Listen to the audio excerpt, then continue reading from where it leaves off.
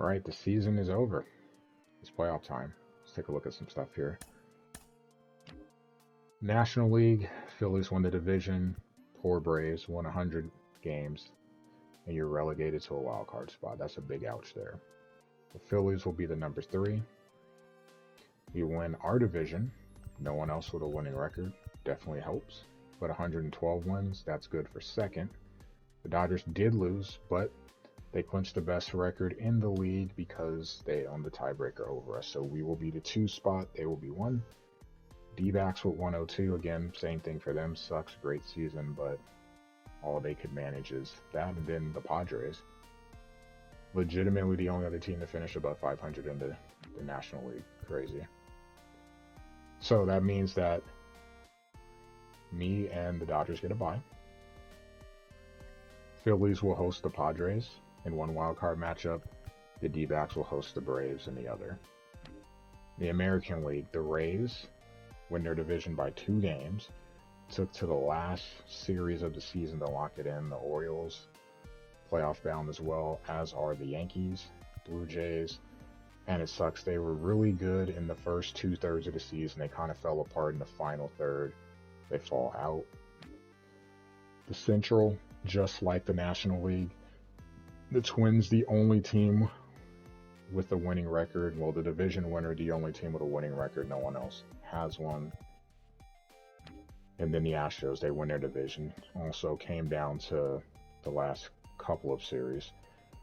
Rangers locking up a wild card spot. Angels and Mariners crashed and burned at the end. Both of them were either at or above 500 August 1st and couldn't maintain. Wild card, pretty straightforward. So the Orioles will host the Rangers in the 4-5 matchup. The Twins will host the Yankees in the 3-6 matchup. Astros number 2, Rays number 1. And only teams, crazy enough, looking at the wild cards real quick, just the only teams to make the playoffs were all teams that were above 500. No one else in the National League finished 500 or above. And then in the American League, no one else except playoff teams finished 500 or above. So, let you know, got to get to 81 wins. Statistically, we'll look at the Cardinals first.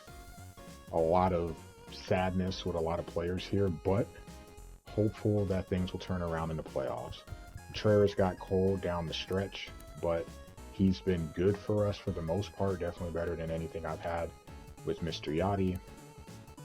435 at-bats, 22 home runs, drove in 54 runs. A good chunk of doubles, batting 244. For most of the season, he was batting 250-ish. A slump to end the season. I think in the grand scheme of things, he'll be fine. You can see the vision paying for those strikeouts. Dropping 11 points. Ouch.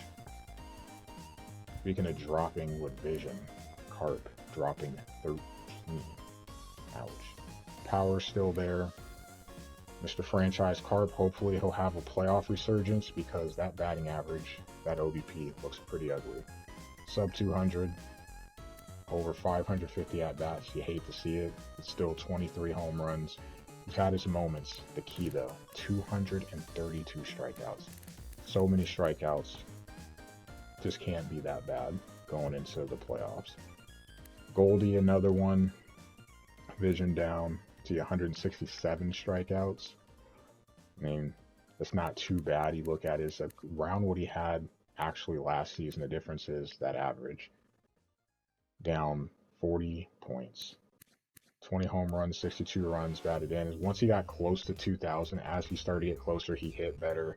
He tailed off, but he did have a pretty solid second half of September, so hopefully that'll be good for a good playoff run. Nato, a huge plus. Vision down. More strikeouts than he had last season, more at-bats too. But more doubles, home runs the same. He did drive in 100 runs, the only player to do that for us, and ended up finishing 268. So he dropped down to the low 240s, upper 230s for a chunk, and he got hot in September. So I hope, really hope that carries over to the playoffs.